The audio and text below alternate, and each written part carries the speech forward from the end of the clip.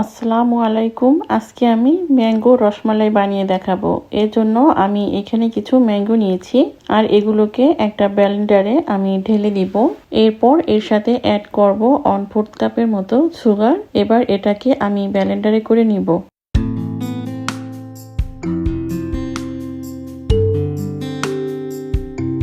হয়ে গেল ব্লেন্ডারে করা। এবার এই ম্যাঙ্গো পাল্প থেকে কিছুটা পাল্প আমি তুলে নিব।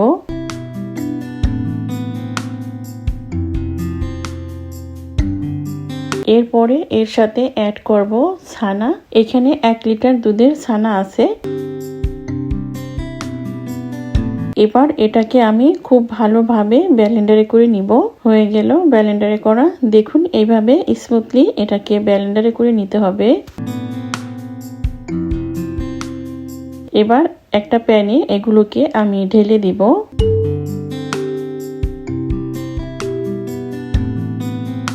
এরপর এর সাথে অ্যাড করব 1/3 কাপ সুজি। এর সাথে আরো অ্যাড করব 2 টেবিল চামচ পাউডার মিল্ক। এরপর এগুলোকে আমি খুব ভালোভাবে মিশিয়ে নিব। এরপরে আমি অপেক্ষা করব এটা ঘন হয়ে যাওয়া পর্যন্ত। দেখুন এটা ঘন হয়ে গেছে। এখন এর সাথে অ্যাড করব ঘি। এখানে আমি 1 টিস্পুন ঘি দিয়ে দিলাম। এবার এটাকে আমি আরো 2-1 মিনিটের মতো জাল করব।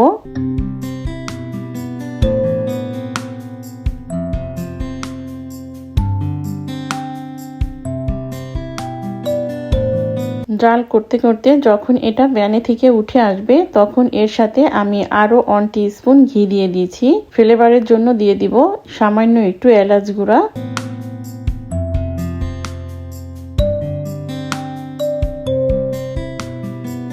এখন এটাকে আমি আরো 4-5 মিনিট এভাবেই জাল করব। এবার এটাকে একটা পাত্রে আমি ঢেলে নিয়ে ঠান্ডা করে নিয়েছি। এখন এর সাথে দিয়ে দিব 1 চিমটি বেকিং পাউডার। এবার এই বেকিং পাউডারটাকে আমি রসমালাইয়ের ডোয়ের সাথে খুব ভালোভাবে মিশিয়ে নিব। হয়ে গেল মিশিয়ে নেওয়া। এবার হাতে একটু ঘি লাগিয়ে আমি ছোট ছোট বল আকারে এগুলোকে বানিয়ে নিব।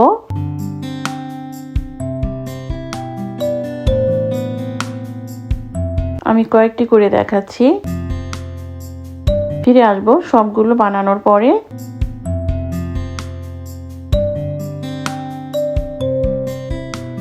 দেখুন আমার সবগুলো বানানো হয়ে গেছে। এবার এগুলোকে ভাপে দেওয়ার পালা। এবার এগুলোকে আমি ভাপ দিয়ে নিব 4-5 মিনিটের মতো।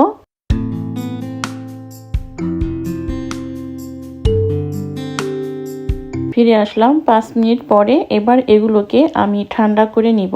এখন আরেকটা পাত্রে আমি দিয়ে দিব পরিমাণ মতো মিল্ক। এর সাথে অ্যাড করব পাউডার মিল্ক 4 টেবিল চামচ।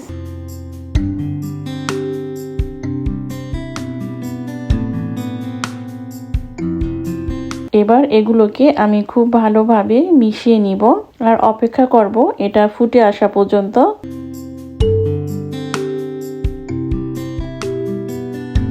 দেখুন দুধটা বলক চলে আসছে।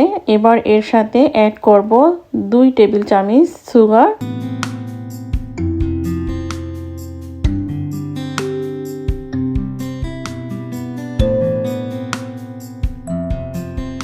এরপর অপেক্ষা করব আবার এটা বলক আসা পর্যন্ত। এখন এইখানে আমি 1 টেবিল চামচ কাস্টার্ড একটু মিল্ক দিয়ে গুলিয়ে নিয়েছি, সেটা দিয়ে দিলাম।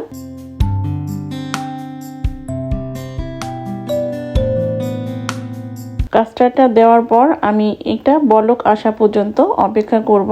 এর সাথে দিয়ে দিব কিছু পিস্তাচিও।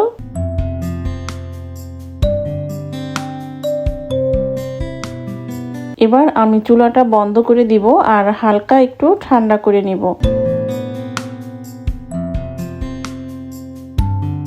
একটু ঠান্ডা হয়ে যাওয়ার পর আমি যে ম্যাঙ্গো বলগুলো বানিয়েছিলাম সেইগুলো দিয়ে দিব।